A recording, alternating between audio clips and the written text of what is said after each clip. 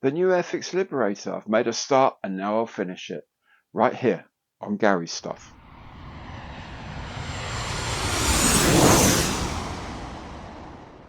Hi there, I'm Gary. Welcome to my channel and welcome back if you've been here before. Today I'll be finishing my build of the brand new AIRFIX B-24 Liberator in 1/72 scale. It's a 2024 range release, a completely new tooling. In the first part of this two-part series, I made the fuselage and the wings and got the thing ready to start painting.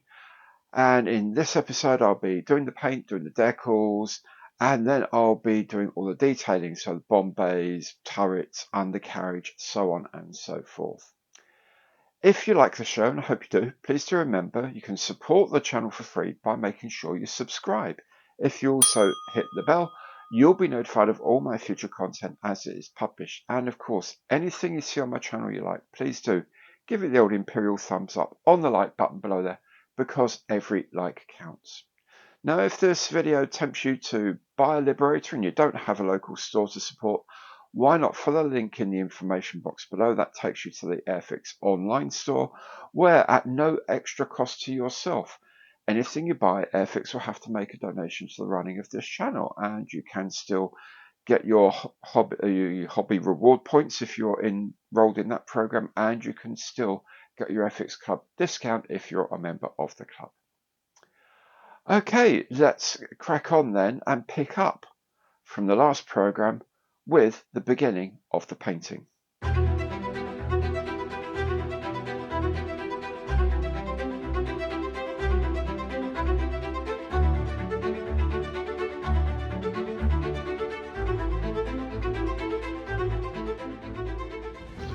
I'm going to start putting the canopy masks on now, and the set I'm using is this one from CT Scale Models. It's the one specifically for the AIRFIX kit here. I like it for many reasons, not least of which it has mask sets for parts around the superchargers on the underside, so you can spray those and then spray the base and then mask those off and spray the superchargers. Is brilliant. Also has masks for the front of the rudders, the fins rather. There's like an anti-icing boot that goes around here, and you can see there's a line around there, and you've got sets of mask for either if you spray that first, then mask it, then do the rest of the rudder and fin, or whether you spray the fin first and then mask it and do the boot. So it depends on which side of the line you want to mask. It provides both as well. All of the windows are there as well. I think it's a really cool set, and it's a very sensible price as well, available through eBay, and there's a link to it in the information box below. Then with the undercoat dried, the primer dry, I can start doing a bit of pre-shading on some of the panels.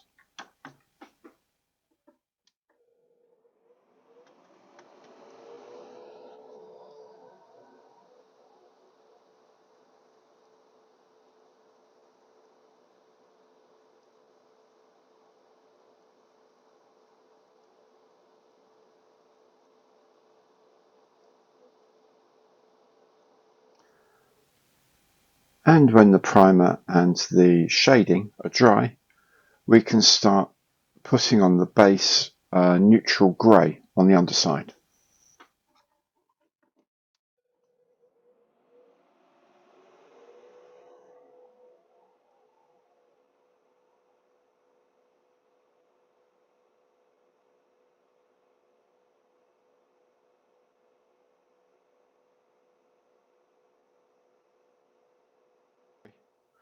Something that comes with the CT Models set for the Liberator is a mask for the supercharger and its surroundings. Just need to put these on to the edge, and then we can mask off the rest of it as normal. One of the really cool bits of masking that's being included in the CT set is this for the leading edge boots. Now, why do I say it's really cool? It's because I've decided to paint this first and do boots second.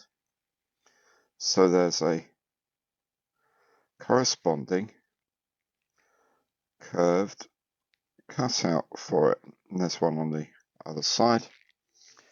But if I'd have decided to paint the boot first and then do the tail, well, it's also supplied the other mask.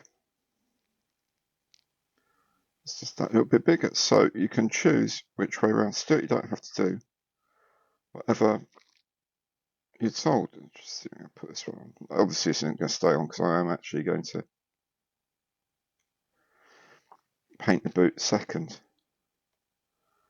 But you see, so it depends which side of the line you want your mask on as to which mask is used. I think it's brilliant, supplying both of them. It's a nice touch. What I've got to do now is get this off without scratching the paint. There we go. Okay.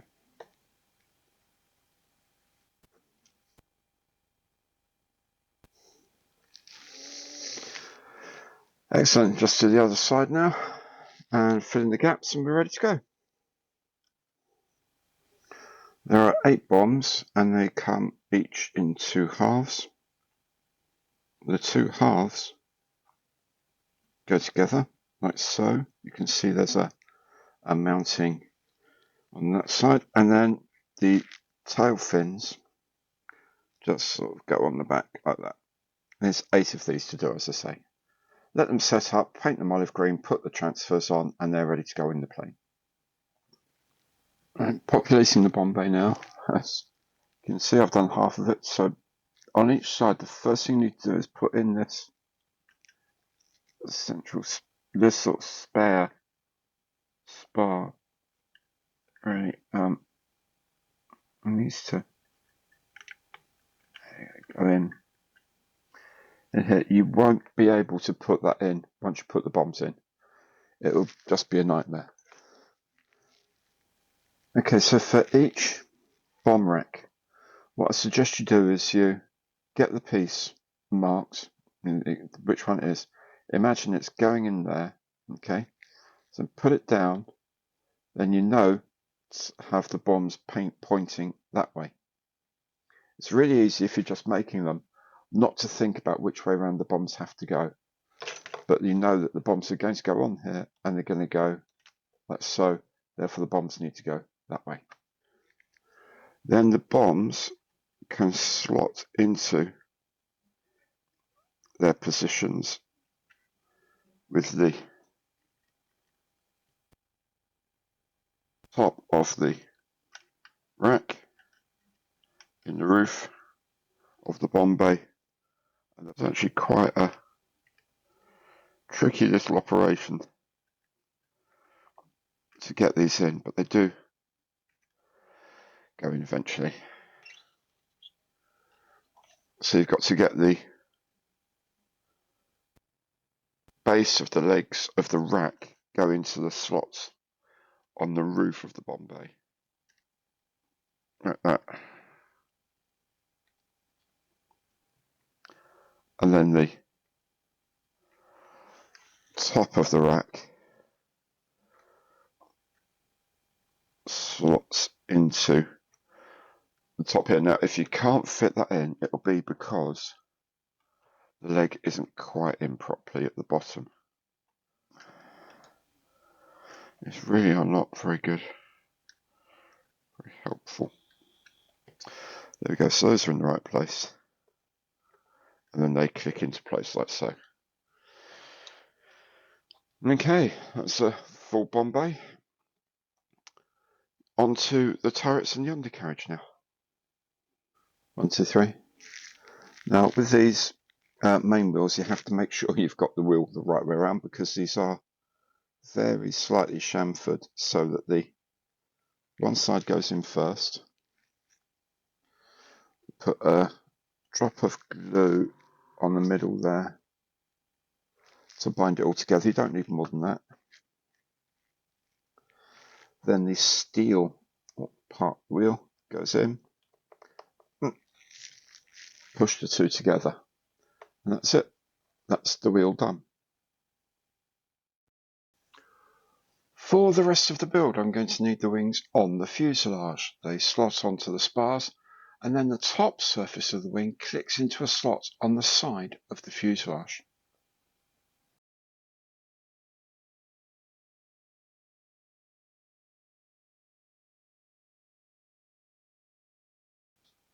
The main gear leg goes into a hole like so, and then a cradle for the rounded end like so. Then this support goes on the main gear leg like so. Then the gear door fits on the inside of the leg like this. For the nose undercarriage leg, there's a slot here between the two halves of the leg that sits on a ridge in the bay right here.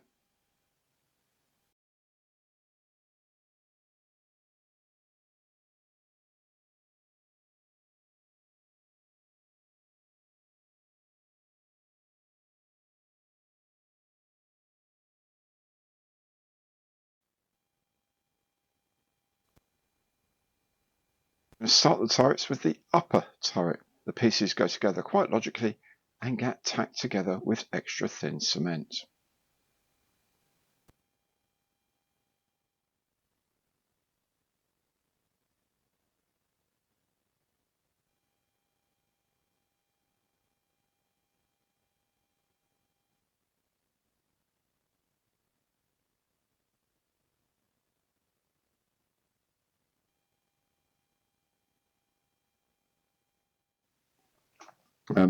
Don't forget there's these gas cylinders.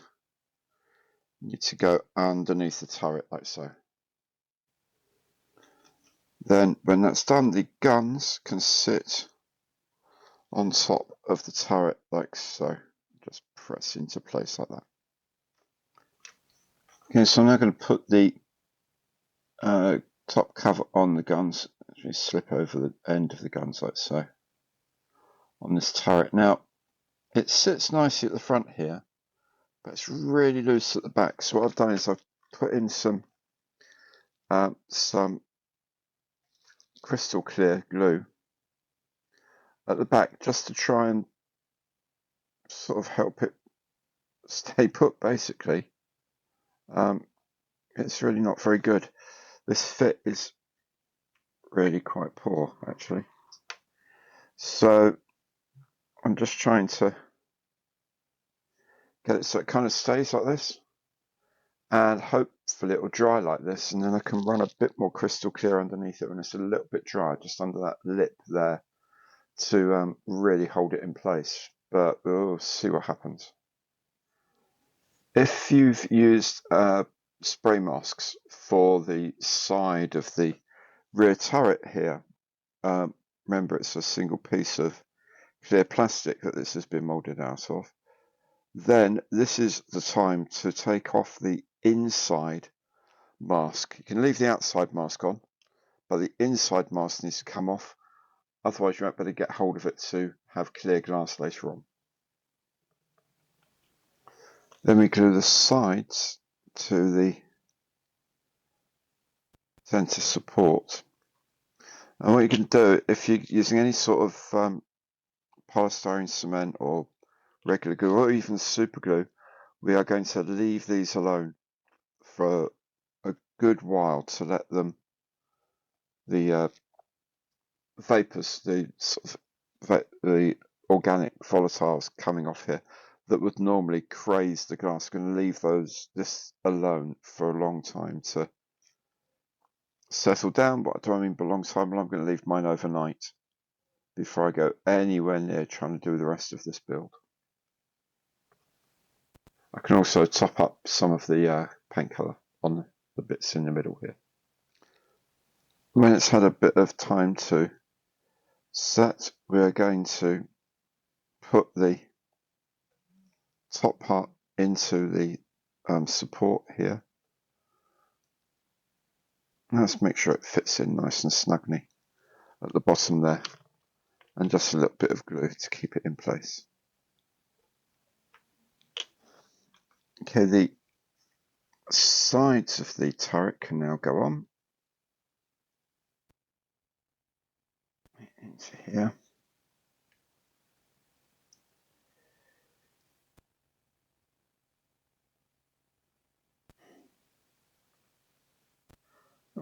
And then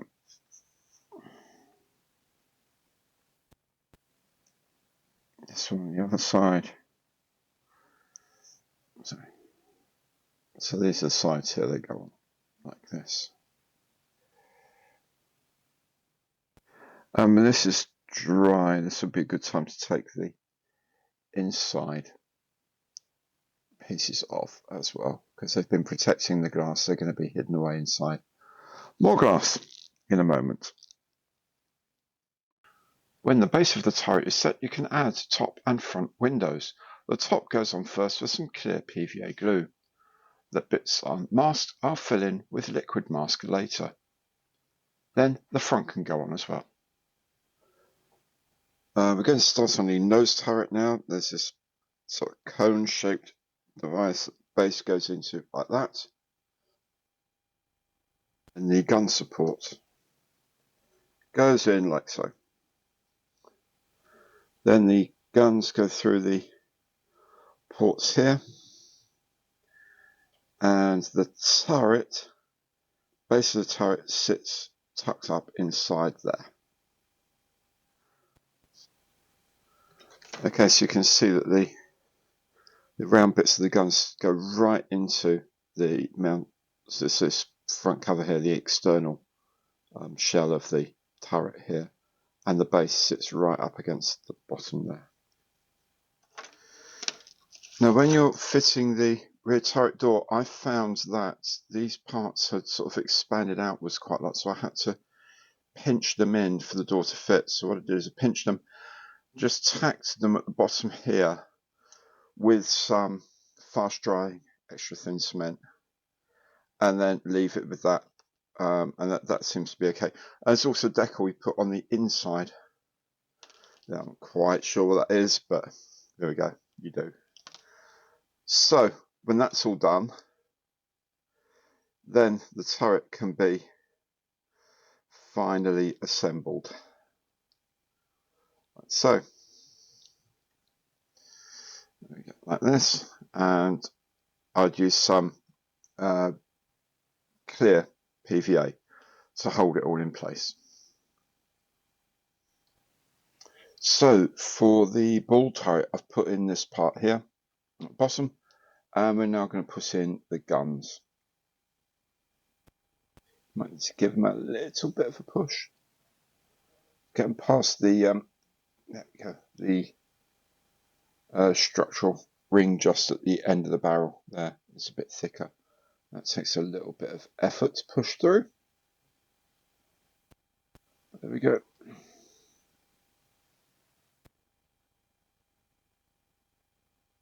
There we go. And we just dab a tiny bit of glue to hold them in place.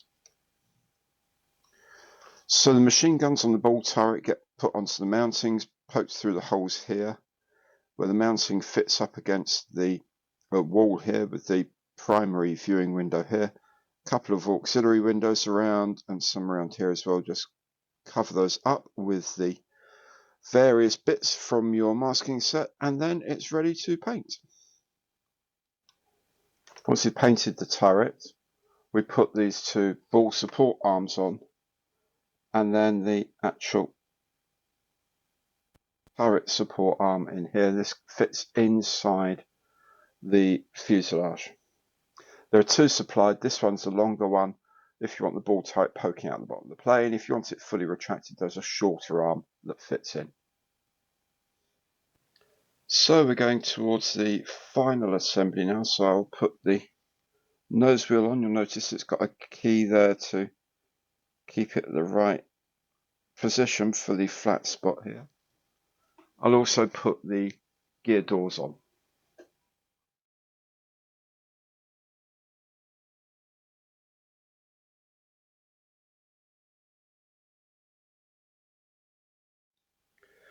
Now, on the main wheels, you'll have noticed there's no shaped key here, but there is a hole on the top of the tyre, and that hole matches up with this little pin here. So when you put the wheel on, you just make sure that that pin engages on the wheel, and that gives you the position of the flat spot.